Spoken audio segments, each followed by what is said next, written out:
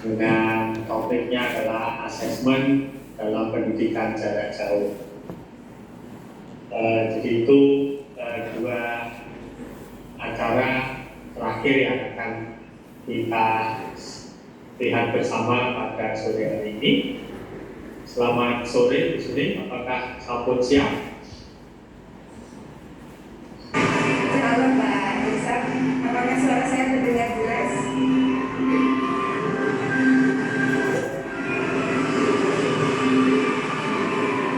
Terdengar ya Pak Isa?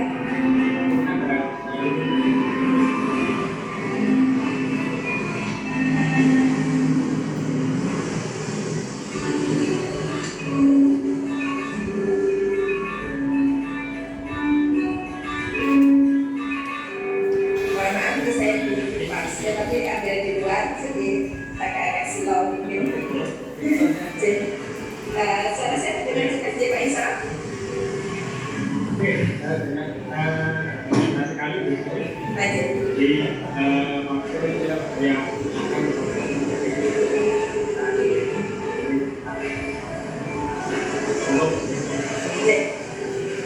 Menurut saya, terima kasih semua kesempatannya. Saya akan coba set untuk materinya kurang lebih 15 menit, nanti kita lanjutkan dengan tanya jawab.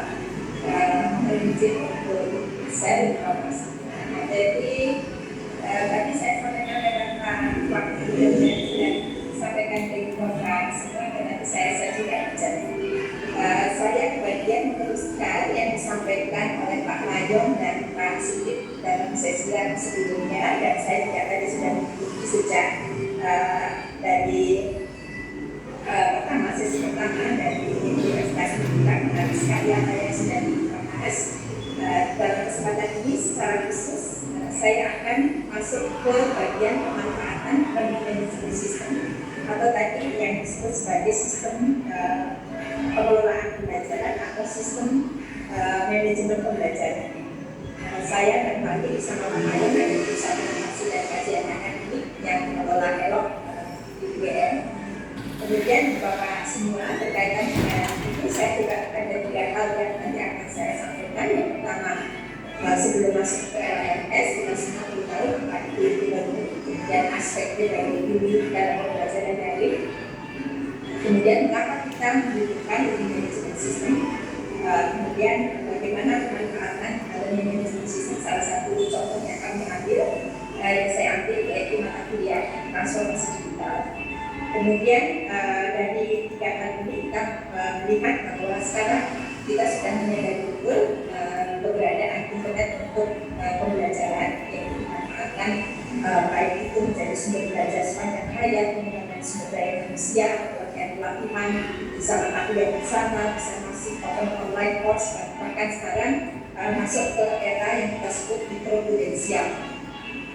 Kemudian terkait dengan e-learning, kebetulan disertasi saya Pak Ihsan tahu betul disertasi saya mengenai e-learning, yaitu saya mendefinisikan e-learning sebagai antara I dan learning, maka learning itu pada dasarnya adalah learning atau proses pembelajaran sama dengan proses pembelajaran kita, namun karena kita mengedepankan hasil integrasi secara sistematis dari komponen-komponen pembelajaran yang ada yang menggunakan sumber belajar dan engagement tadi yang banyak sekali disebut oleh pembicaraan kami. Kemudian berkaitan dengan film tadi, kita akan membutuhkan learning management system. Mengapa kita butuh learning management system atau LMS? Karena LMS pada dasarnya ini adalah fasilitas atau akses dari pembelajar untuk bisa membangun pengetahuannya secara mandiri dan teraktif. Nanti peran dosen jadi sebagai perancang pembelajarannya dan fasilitator dan pembelajaran. Kemudian berkaitan dengan learning management system, tadi Pak Mayong membagi menjadi 4 ruang belajar. Saya mencoba mengilustrasikan menjadi gambar seperti ini, Pak semua. Jadi kelas yang ada kelas yang ada secara fisik itu kita pindahkan secara daring kelas itu. Nah, kelas yang secara daring ini yaitu mengelola sumber daya belajarnya. Ada yang mungkin awal-awal seperti guru-guru itu memakai WhatsApp group, ada Telegram, ada Line itu. Kemudian ada juga yang lebih tinggi lagi memanfaatkan ada Microsoft Teams, ada Webex Teams untuk mengelola pembelajarannya. Kemudian ada juga yang memanfaatkan Google Classroom, ini fasilitas yang gratis yang kita bisa pakai di Google Classroom. Tapi kalau kita mempunyai fasilitas yang lebih lengkap, jadi kita perlu punya yang disebut sistem manajemen pembelajaran atau learning management system. Learning management system ini ada berbagai macam. Ya, ada yang basisnya Blackboard, Canvas, ada yang basisnya Moodle. Elok itu termasuk. Elok dan yang punya Moodle itu termasuk yang berbasis Moodle. Karena yang berbasis Moodle ini adalah open source, kita hanya tinggal custom seperti itu di bawah semua, dan kebetulan disertasi itu membentuk masalah Moodle dengan isinya, dan kita kombinasikan dengan berbagai fitur yang ada sehingga UGM kita percaya diri untuk menggunakan sistem berbasis Moodle. Kemudian berikutnya terkait dengan pembelajaran, tentunya ada aktivitas dasar yang perlu kita lakukan. Jadi pembelajaran daring atau pembelajaran online itu tidak hanya yang dimaknai seperti yang disampaikan oleh Pak Mayo, tidak hanya dimaknai sebagai sinkron saja menggunakan Zoom seperti ini, tetapi butuh aktivitas yang lain. Nah, aktivitas yang lain ini yang kemudian dikelola di dalam sistem manajemennya yang kita sebut seperti LMS tadi. Di sana ada ketersediaan penyampaian informasi, capaian pembelajarannya, materinya, sumber belajarnya, disediakan ruang untuk interaksinya, kemudian disediakan juga untuk assessment dan evaluasi. Jadi ini fungsi atau aktivitas dasar yang kita lakukan di dalam manajemen sistem tersebut. Kemudian saya ingin menggarisbawahi di sini, sekarang ini kita semua kalau ada teknologi, maka biasanya kita selalu fokusnya pada teknologi. Padahal kalau kita maknai bersama nilai keseimbangan kita, bagaimana kita bisa mempersiapkan teknologi. Ya. Contoh teknologi yang tidak manusiawi. Contohnya, misalkan kita punya learning management, kita punya materi di learning management system, itu seperti materi-materinya itu ada seperti deretan file, gitu ya, ada materi 1, materi 2, materi 3. Seperti halnya mahasiswa melihat komputernya ada di folder, itu ada nama-nama file. Itu namanya sistem pembelajaran yang tidak manusiawi. Yang manusiawi itu adalah kita memberikan motivasi dan kehadiran kita sebagai fasilitator di dalam sistem manajemen tersebut. Contohnya di dalam file tadi di bawahnya ada kita berikan semacam penjelasan materi ini untuk apa dan motivasi mahasiswa untuk mempelajarinya, dan setelah mempelajari nanti mahasiswa diminta apa. Jadi hal-hal seperti itu yang kadang kita lupakan. Demikian juga kehadiran manajemen sistem. Nanti saya tunjukkan contoh mata saya. Itu perlu kehadiran dosen sebagai manusia. Ya, ada sapaan dan seterusnya. Jadi ini yang kita sebut sebagai humanizing the technology, memanusiakan teknologi. Untuk memanusiakan teknologi ini artinya kita sebetulnya sedang menggabungkan keunggulan yang dipunyai oleh manusia dan keunggulan yang dipunyai oleh teknologi. Manusia tentunya punya keunggulan personalisasi, motivasi, engagement, dan teknologi punya sistem yang bisa memfasilitasi sistem trackingnya, untuk mobilitasnya, untuk bisa dipakai untuk pembelajaran mandiri, bisa mengurangi biaya, jangkauannya bisa menjadi luas. Kemudian kalau kita lihat dari aspek pedagogi, tadi ini sudah disampaikan oleh pembicara pertama, yaitu kita perlu rancangan pembelajaran dari lebih baik, dan yang kadang terlupakan kita perlu mensosialisasikan etiket pembelajaran dari. Jadi sikap belajar yang positif ketika melakukan pembelajaran dari itu perlu kita lakukan penekanan kepada aktivitas akademik. Kemudian juga pengembangan metode digitalnya dan strategi penyampaiannya nanti seperti apa, kemudian penguatan interaksi dan keterlibatan pembelajar, dan asesmen dan evaluasi keberlanjutan. Seperti halnya tadi disampaikan oleh pembicara pertama, UGM kami juga punya strategi untuk transformasi digital. Jadi strateginya ini aspek sumber daya manusia. di sumber daya manusia SDM itu kami punya kurikulum yang kita sebut ekosistem pembelajaran. Jadi kita melakukan transformasi terhadap dosen-dosen muda yang kita dulu. Itu sudah kami selenggarakan sejak tahun 2018. Kemudian nanti setelah itu dosen-dosen muda akan mendampingi dosen-dosen senior untuk melakukan transformasi pembelajaran. Jadi pelatihan ke dosen yang lebih seniornya setelah pembelajaran dosen mudanya kita lakukan. Kemudian berikutnya terkait dengan perkembangan standar e-learning, kami sejak tahun 2004 itu sudah mempunyai sistem pengelolaan pembelajaran tadi yang kita namakan DENSA. Tetapi DENSA ini tidak memenuhi standar-standar e-learning, sehingga kita ke kota-kota kalau kita mau mengadopsi standar e-learning. E-learning atau learning management system itu bukan sembarang sistem informasi, karena di dalamnya ada standar, ada SCORM, kemudian ada terkait dengan media standar, media sharingnya nanti seperti apa. Sehingga yang paling mudah bisa kita lakukan untuk penyediaannya yang menggunakan sistem open source yang bisa kita adopsi ke dalam organisasi kita. Salah satunya adalah Moodle. Dan UGM memutuskan tahun 2018 mengadopsi Moodle dan kita customnya tidak mudah ya di Bapak, karena custom itu membutuhkan strategi khusus.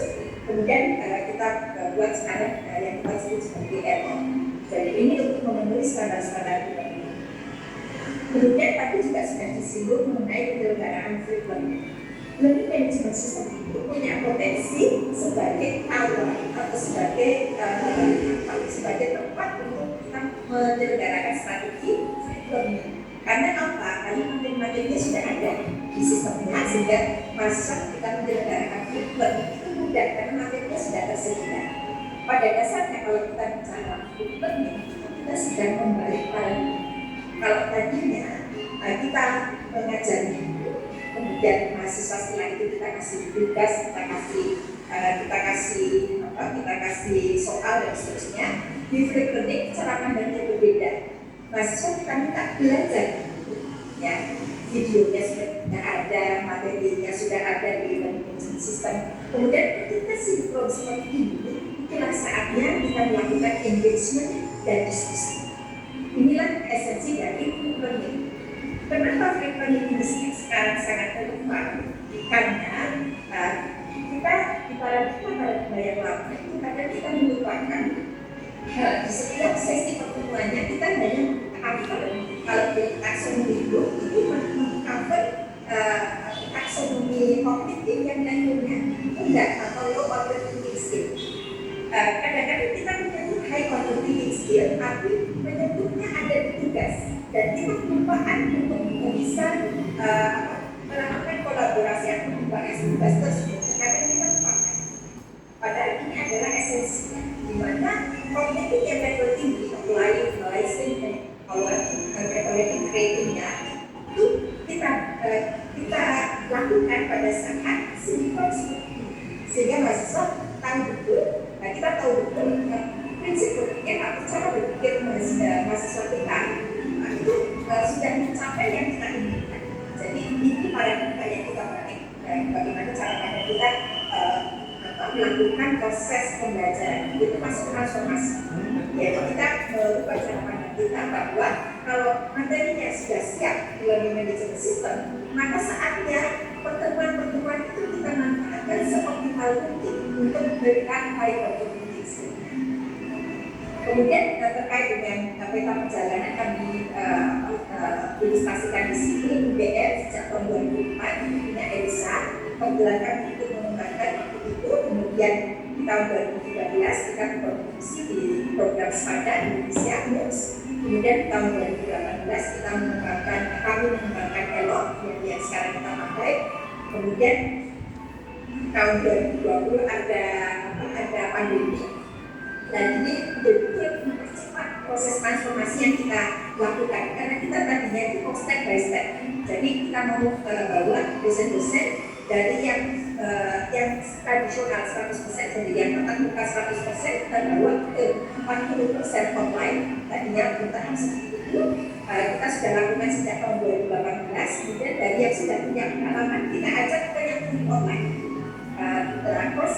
membaca buku online ternyata juga cepat oleh mandiri, sehingga kami melihat jalannya semakin lancar untuk sampai ke kita sebut sebagai seamless learning. Seamless learning ini orang tidak berasa. Saya itu sedang ada di kelas atau saya sedang online itu sudah tidak berasa, tidak ada titik-titik memisahkan. Jadi ini kita arahkan ke sana. Kemudian, J. Warna latar belakangnya ikut masuk dan beberapa bapak ibu tidak mendengar. Oke, terbantu ya. Mohon izin saya minta untuk ke staf untuk meliputkan ya. Sekedar J.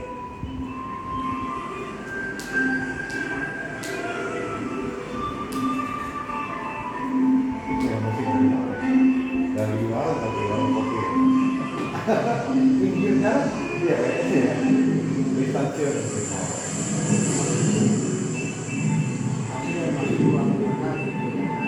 Yang kita suara. Motor dari kampus.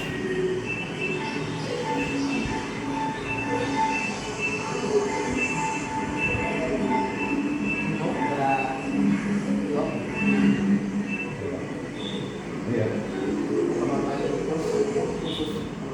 Oh, ini orang itu mana? Kita melihat diskusi posisi kita. Ya nanti posisi jatuhnya nanti naik sih, dia bikin ini.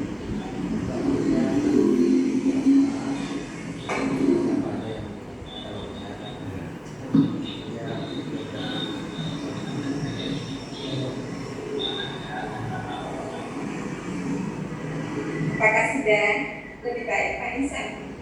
Oke, Bapak Ibu yang lain barangkali bisa lebih mendengar suara Bu Suni. Lebih baik Ibu Bapak, mohon maaf. Sudah Ibu, sudah. Aku mohon maaf kalau tadi saya tidak sadar. Sekarang saya masuk ke ELOT sebagai learning management system yang mempunyai curriculum. Jadi ELOT ini keberadaannya waktu itu adalah sebagai platform untuk masif open online course yang dan pakai sekarang juga untuk keperluan internal dan untuk keperluan prudensial tentunya. Kemudian untuk ELOT sendiri itu bisa diakses di elot.ugm.ac.id. Kemudian kami mencoba mengklasifikasi penggunaannya ELOT yaitu dari kami klasifikasikan ELOT yang dipakai untuk per fakultas, jadi ada fakultas biologi, pendidikan bisnis, sekolah pasca, sekolah vokasi itu sudah kami kategorikan. Di dalamnya nanti ada biologi dan departemennya. Kemudian ada juga kategori terkait karena kita pakai ELOT untuk pelatihan sumber daya manusia seperti ekosistem pembelajaran inovatif, kemudian pelatihan-pelatihan untuk sekolah program studi dan seterusnya di kategori pelatihan SDM.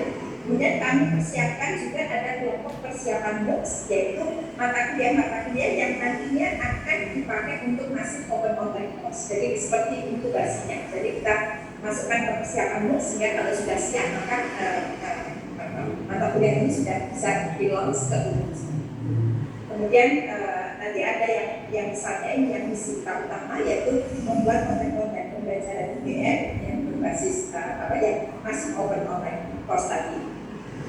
Kemudian terkait dengan ELOT itu sudah kita integrasikan baik keamanan maupun dari sisi autentikasinya itu menggunakan single sign-on. Kemudian berikutnya kami kenalkan beberapa fitur dasar yang ada. Yang pertama fitur mengenai manajemen mata kuliahnya.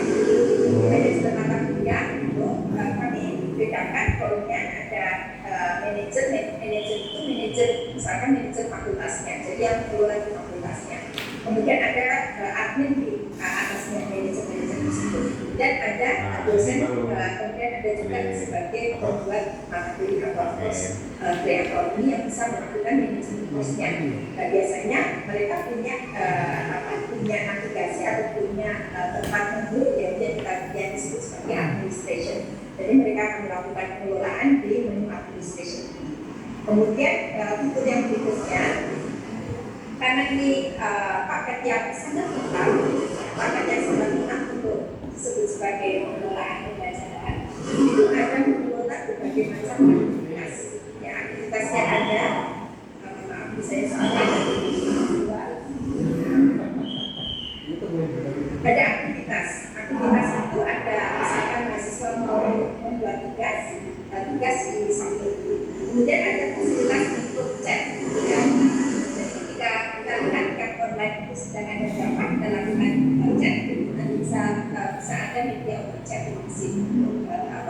interaksi melalui chat. Kemudian juga ada semacam kalau kita polling seperti itu ya, memilih sesuatu, kemudian ada berkaitan dengan database-nya, berkaitan dengan eksternal tool yang kita masukkan ke sistem kita.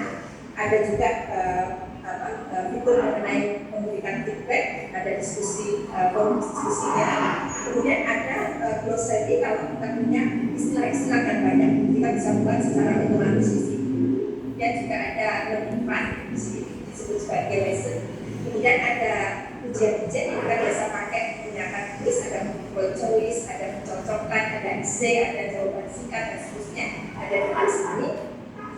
Kemudian aktivitas yang lain yaitu kalau kita punya paket skor dari mana kita bisa masukkan ke dalamnya. Kemudian juga ada aktivitas yang sederhana di dalamnya dan ada survei. Ini untuk aktivitasnya. Untuk resource di luar yang survei ini ada wiki saya sering pakai karena ini biasanya saya pakai untuk anak-anak membangun pengetahuan dari mulai pertemuan pertama sampai pertemuan terakhir. Kita menggunakan kolaborasinya menggunakan wiki yang karena wiki yang ada di learning management system ini itu seperti itu.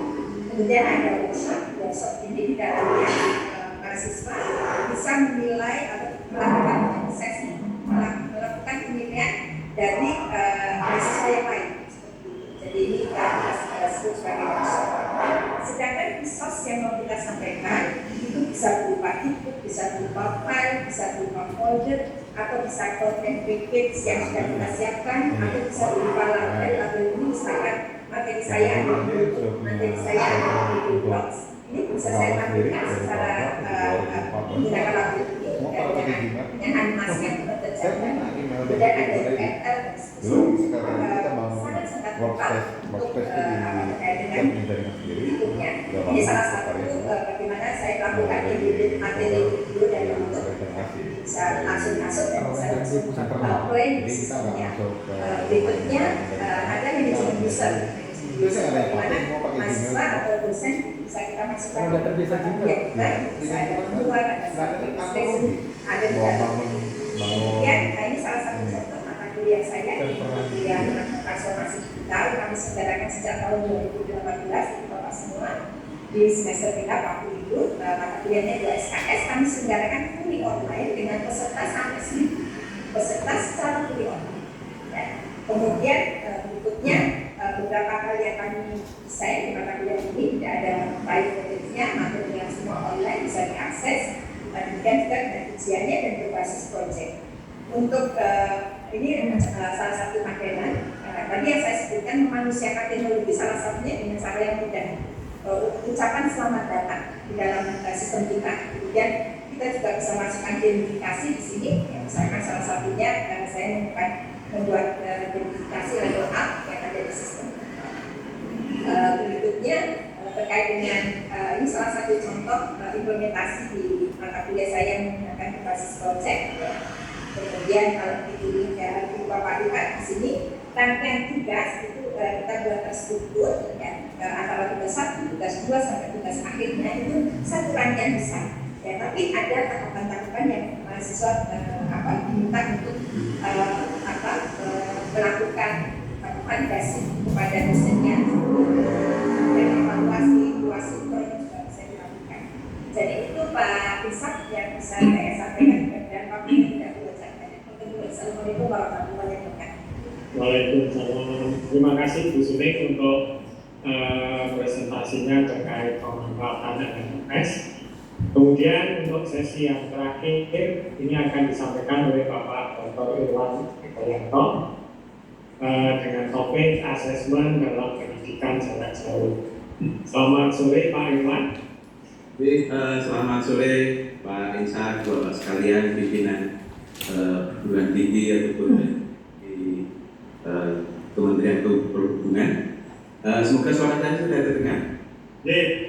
Sangat kencang Pak. Saya izin share untuk materi terakhir ini waktu-waktu kritis. Materi saya ada 39 slide sudah saya bagikan. Saya tidak akan membahas semua. Cukup saya highlight beberapa hal yang tadi sudah disampaikan sebenarnya di awal oleh Prof. Ali, kemudian oleh Pak Mayor, Pak Sigit, dan juga terakhir oleh Bu Suning mengenai pendidikan jarak jauh. Saya akan bahas spesifik mengenai assessment pendidikan jarak jauh. Sebentar, oke. Saya aktifkan dulu pointer.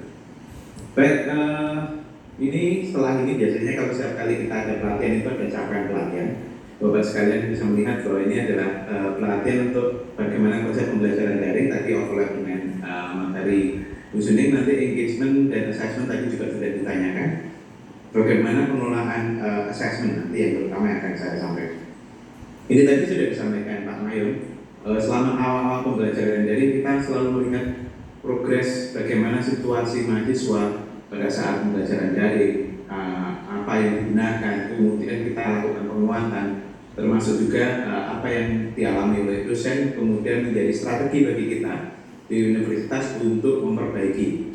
Contohnya juga terkait dengan assessment, UTS dan UAS daring, kita juga melakukan survei. Bapak mungkin bisa melihat di halaman PK UGM-CID kalau tertarik. Dan terakhir tadi yang disampaikan Pak Mayong adalah evaluasi 1 tahun pembelajaran daring, di mana kita memang siap untuk blended.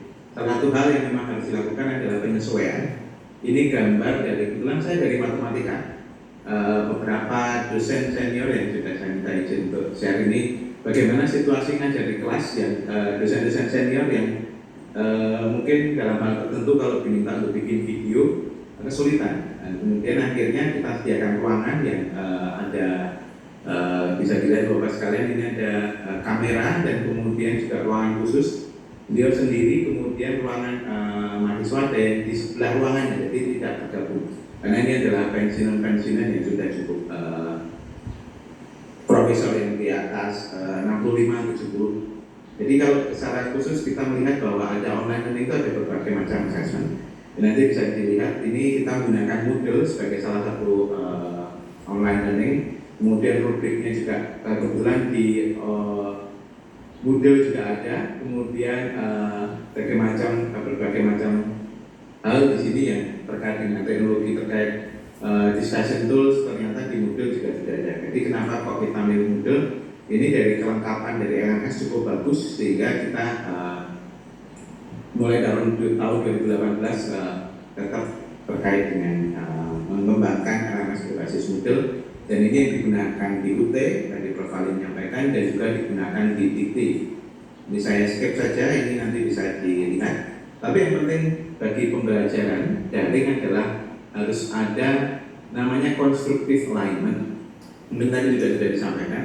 Jadi pada saat mengajar, Bapak Ibu dosen perlu menanyakan setelah mengikuti kuliah ini bisa melakukan apa. Jadi bukan materi apa yang selesai, tapi mahasiswa bisa apa, kemudian bagaimana mengukurnya, kemudian bagaimana proses pembelajarannya. Jadi dimulai dari mahasiswa bisa apa, kemudian mengukurnya apa, baru aktivitas pembelajarannya. Secara umum 3 hal ini terkait satu sama lain, dan ini terkait juga pada saat Bapak Ibu nanti melihat kurikulum desain juga terkait dengan efektivitas kurikulum bisa menggunakan constructive alignment ini dengan melihat capaian pembelajaran, metode penilaiannya apa, student assessment-nya, kemudian teaching and learning method. Secara umum ada 3 hal yang harus align tadi. Kalau kita menilai kognitif, teaching and learning-nya adalah kuliah, maka kita harus menguji dengan end modules. Kemudian kalau tutorial bisa dengan multiple choice.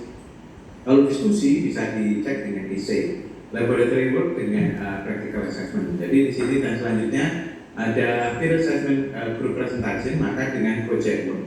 Ini adalah keselarasan antara capaian pembelajaran, tujuan kemudian proses pembelajarannya, kegiatan belajar mengajar dan bagaimana diakses. Saya akan langsung contohkan saja bagaimana kita lakukan. Umumnya kita akan melakukan ada sebelum kuliah mungkin ada tes, kemudian ada kuis, ada UTS dan UAS dan seterusnya. Sebenarnya ada dua bagian besar dari assessment, yaitu formative assessment dan summative assessment. Kalau pretest mungkin lebih pada descriptive information assessment, tapi di awal saja. Kalau di selama kuliah biasanya kita hanya formative dan summative assessment. Bedanya apa mungkin Bapak sudah paham semua bahwa kalau formatif itu bukan untuk menilai, tapi untuk mengembangkan proses pembelajaran, seperti seorang koki yang menambahkan garam ke masakan. Jadi ternyata mahasiswa kurang ini, maka akan saya keluarkan. Kemudian kalau summative assessment itu adalah proses penilaian, dan ini yang biasanya dikeluhkan oleh mahasiswa. Tidak ada formative assessment, hanya ada summative assessment. Tidak ada perbaikan terhadap apa yang saya lakukan, apakah benar atau tidak, kemudian langsung dinilai. Jadi ini nanti seperti kalau menyiram tanaman, kita melihat tanaman yang kita lihat itu hanya kita lihat saja dan kemudian dilihat kualitasnya tanpa kita sirami. Ya, justru pembelajaran harus ada proses seperti ini. Tadi mungkin sudah disampaikan, ada yang tadi disampaikan terkait dengan flipped learning, dan ini yang sebaiknya kita gunakan pada saat pembelajaran daring yang situasi seperti ini. Kapan kita gunakan flipped learning adalah pada saat itu isinya knowledge, pengetahuan ya Bapak sekalian. Jadi tadi sudah disampaikan kalau knowledge, pengetahuan kita sudah sampaikan dulu. Jadi pada saat sinkron itu kemudian tinggal pendalaman materi dan diskusi. Ini contohnya, saya membuat materi kurang dari setengah jam, padahal kalau saya jadi kelas ini bisa menjadi 2,5 jam kalau saya ajar dengan interaksi dan segala macamnya. Supaya mereka paham dulu mengenai knowledge-nya, maka saya berikan video ini beberapa hari sebelum kuliah. Kemudian ini penuh dengan animasi. Setelah itu mahasiswa saya minta menonton secara sinkron 2-3 hari sebelum kuliah. Kemudian mereka saya minta untuk diskusi. Diskusinya di LMS Moodle. Jadi ada interaksi antara menjawab, kemudian ada bertanya, ada yang menanggapi dan melengkapi. Ini mahasiswa cukup baru, jadi baru aktuaria 2019. Jadi baru setahun kuliah, mereka mengalami luring, kemudian harus daring. Dan disinilah kita melakukan penyesuaian bagi situasi mahasiswa yang memang terbatas. Dan kemudian untuk formative assessment kita gunakan kuis di Moodle. Itu kuis sangat mudah dikembangkan, bisa diupload, ada caranya, tinggal ketik di TXT kemudian diupload, sudah ada kuncinya. Kemudian itu yang perlu kita kembangkan adalah formative assessment-nya. Kebetulan saya juga mengajarnya matematikanya itu menggunakan Moodle, maka soal ujiannya juga saya acak. Jadi bisa jadi ini soal yang diberikan ke mahasiswa ini acak. Kalau yang ini saya gunakan untuk mengajar di pertanian. Di sini saya mengajar statistik. Di sini ada pretest. Soal MCQ-nya cukup pendek saja, 10 soal, 10 menit di awal kuliah. Jadi harusnya mahasiswa cukup. Dan ini videonya ini sudah saya berikan sebelumnya. Video ini yang tadi diajarkan di Flip Classroom, ditaruh di LMS. Ini adalah screenshot dari LMS saya yang di Moodle, kemudian dielok, kemudian video dibagikan 2-3 hari sebelum kuliah, paling tidak maksimal 2 hari sebelum kuliah. Jadi mereka ada persiapan bahwa nanti akan ada prioritasnya bukan untuk nilai tapi untuk penguasaan. Kemudian setelah itu, setelah prioritas diterangkan lagi mana yang kurang, kemudian ada post-test yang dilakukan juga setelah kuliah. Ini contohnya, di prioritas mahasiswa mendapatkan total ini rata-rata. Ini seluruh soal bisa kita cek mana mahasiswa yang salah, ini ada namanya di kiri. Soal mana yang salah, tapi ini muncul di mahasiswa acak ya. Jadi soalnya acak, jawabannya juga diacak. Tapi ini dianalisis adalah dalam satu soal yang sama. Kemudian kita lihat mana yang kurang, kemudian kita perkuat. Jadi ini ada 111 mahasiswa. Kemudian di sini 69% benar. Ini yang di sini hanya 25% benar. Ini hanya 14% benar. Jadi di rata-rata nilainya kurang dari 50% yang benar. Dan ini kemudian kita terangkan dan akhirnya setelah kita beri kuliah, jadi pembenahan istilahnya adalah lebih pada penekanan materi mana yang belum dipahami, akhirnya ada kenaikan menjadi 0,86. Ini sudah mendekati A. A-nya di atas biasanya 85. Ini kita lihat ada beberapa peningkatan walaupun ada satu soal yang masih 60% benar. Jadi memang topiknya ini variabel random, mungkin sulit bagi teman-teman pertanian. Baik, ini ada satu hal lagi yang kita share terkait dengan penilaian yang namanya peer assessment. Di Moodle sangat dimungkinkan menggunakan modul yang disebut sebagai peer assessment. Kenapa ini kami gunakan?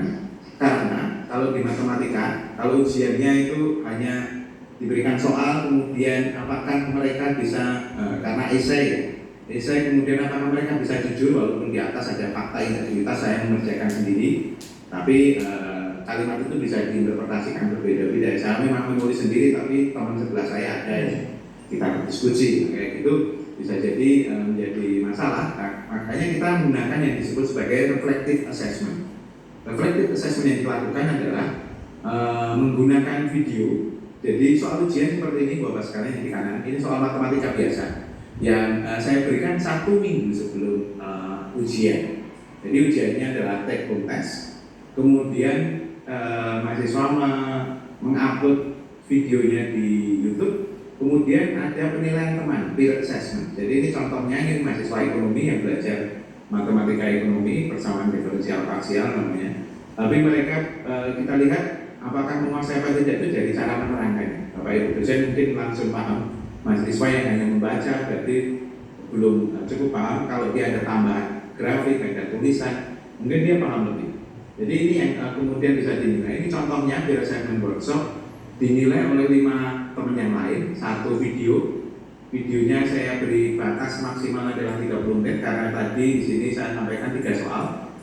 Jadi kemudian itu ditonton teman lain. Kenapa saya menggunakan workshop ini? Supaya saling belajar satu sama lain. Sekaligus juga bisa melihat mana pekerjaan saya yang benar atau salah.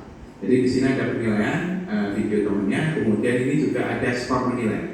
Total skor adalah skor dari nilai rata-rata teman dan juga nilai menilai. Jadi ini total nilainya adalah 75 tambah 20, jadi 95 dan seterusnya. Demikian yang kira-kira bisa saya sampaikan, Pak Insan. Saya kembalikan ke Bapak Ibu jika ada pertanyaan. Terima kasih. Selamat sore. Semoga ini bisa menunggu waktu ke 10 menit. Baik, terima kasih Pak Irman untuk materinya terkait dengan assessment. Sebelum saya persilahkan Bapak Ibu untuk bertanya kepada Unik dan Pak Irman kalau ada pertanyaan, maka ada 1-2 hal yang barangkali bisa saya rangkum dari yang disampaikan oleh Bu Suning dan Pak Irwan. Yang pertama adalah bahwa LMS ini merupakan fasilitas pembelajaran untuk membangun pengetahuan yang bisa diakses secara mandiri oleh para mahasiswa yang mengikuti satu mata kuliah. Kemudian tadi ada beberapa cara untuk meletakkan materi pembelajaran tersebut atau menyelenggarakan pembelajaran tersebut. Tadi ada gambar yang terdiri atas 4 kuadran begitu ya. Jadi ada di paling kiri atas itu contohnya kalau saya tidak salah tadi classroom. Ini mungkin diasumsikan sebagai kelas sinkron begitu. Kemudian yang di ruang belajar 2 tadi barangkali adalah untuk Moodle, Elot dan lainnya. Ini masuk dalam ruang belajar 2 atau kelas asinkron. Kemudian untuk ruang belajar 3 lebih banyak kegiatan tentang mandiri, dan ruang belajar 4 tadi adalah contohnya adalah Microsoft Teams. Ini mungkin termasuk collaborative learning gitu. Kemudian juga disampaikan oleh Bu Suning bahwa blended learning ini adalah sebuah usaha untuk memanusiakan teknologi yang akan dimanfaatkan oleh kita semua untuk melakukan proses belajar mengajar sehingga lebih bersifat manusiawi. Satu hal yang tadi disampaikan oleh Bu Suning bahwa e-learning ini mempunyai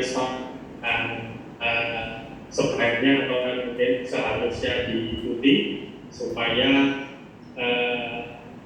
LMS ataupun learning management system yang kita bangun itu sesuai dengan yang sudah disepakati bersama.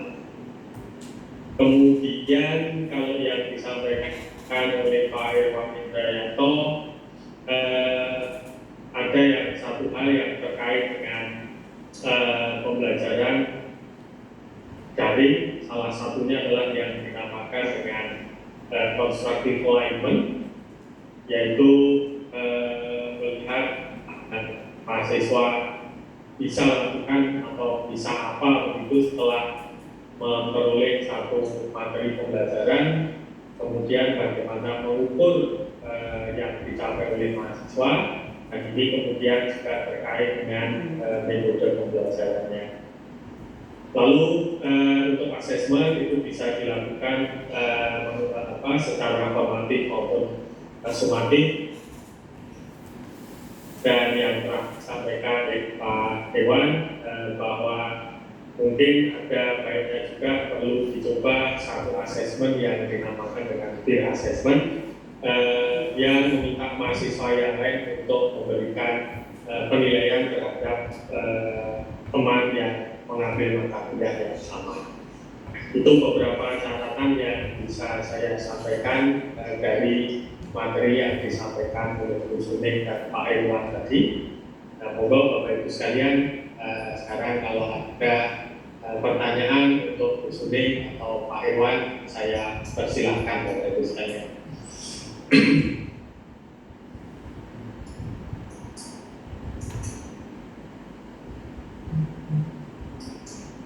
Silakan Bapak Ibu sekalian.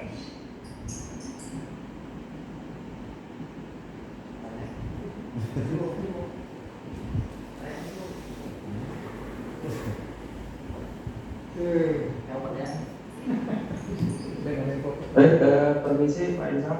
Oke, moga Pak Sunaryo. Ya, saya mau teman-teman nggak ada tanya. Saya sedikit tanya, boleh bertanya dengan Bu Suning. Bu Suning, bagaimana kabar kalian? Alhamdulillah, hanya ketemu lagi Pak. Alhamdulillah Bu. Silaturahimnya bersambung. Saya udah jauh dari Jakarta sekarang Bu. Baik Bu, mohon tanya nih, jadi untuk di pengembangan modul digital, nah itu apakah katakanlah cukup PPT kemudian kita templokkan ke e-learning seperti itu, atau ada strategi lain bagaimana modul digital ini yang sekiranya mahasiswa atau peserta itu nyaman ketika mengikuti e-learning.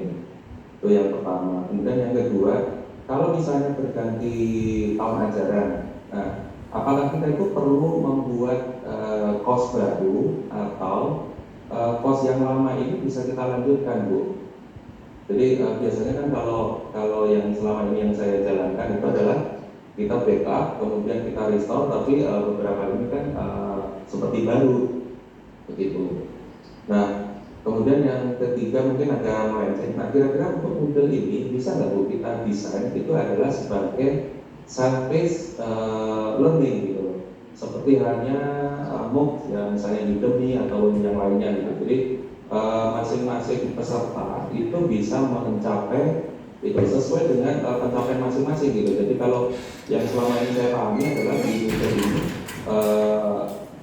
berangkatnya sama, selesainya sama. Kemudian terkait dengan misalnya asesmennya berkaitan juga secara pelakuan waktunya juga sama, target waktunya. Nah, kira-kira kalau misalnya model ini kita desain sebagai self-paced, jadi masing-masing pembelajar ini masing-masing memiliki target sendiri-sendiri, kemudian mungkin akhir finishnya pun berbeda secara waktunya. Mungkin begitu Bu, terima kasih. Mbak sekalian misalnya tidak di ruang tadi agak ulang mungkin penampilannya untuk jawabannya pertama terkait dengan sebab dari saya itu dari yang terakhir dulu untuk model itu memang bisa dipakai saat ini dengan kesempatan mahasiswa masing-masing. Jadi kita bisa desain modelnya, kita bisa pakai yang disebut tadi ada jalannya dan limpahnya, setelah ini itu apa, setelah ini itu apa, sudah ada limpahnya, kemudian sampai katakanlah mungkin sertifikat ketika anak sudah mencapai tugas-tugas sudah mencapai kuis-kuis yang sudah membaca materi-materi, sudah mencapai syarat-syarat yang dianggap sebagai kelulusan, kemudian nanti akan keluar sertifikat lulusnya, dan itu waktunya bisa juga sama. Ya, jadi desainnya memang bisa berangkat atau didesain sesuai dengan preferensi dan siswa yang dikaitkan dengan pembelajaran nanti. Bisa sama.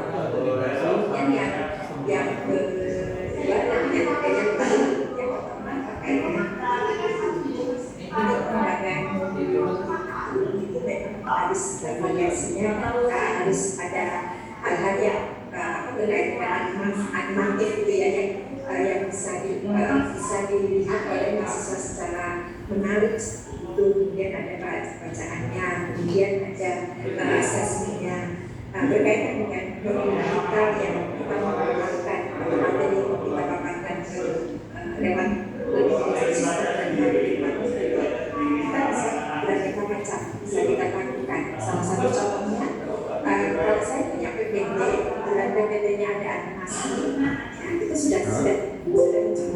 Bisa saya pakai animasi ada jelas ya, dengan PPT itu kemudian saya masukkan ke Docs Google, ya, kemudian masukkan Docs ke Google, kemudian masuk ke slide, saya import PPT saya ke sana, kemudian saya publish secara web, kemudian saya ambil ATM-nya, saya masukkan ke Google, kemudian mahasiswa akan melihat itu dengan animasinya sebenarnya dia melihat tayangan-tayangan animatif. Jadi dengan animasinya dari sana, maka kita masukkan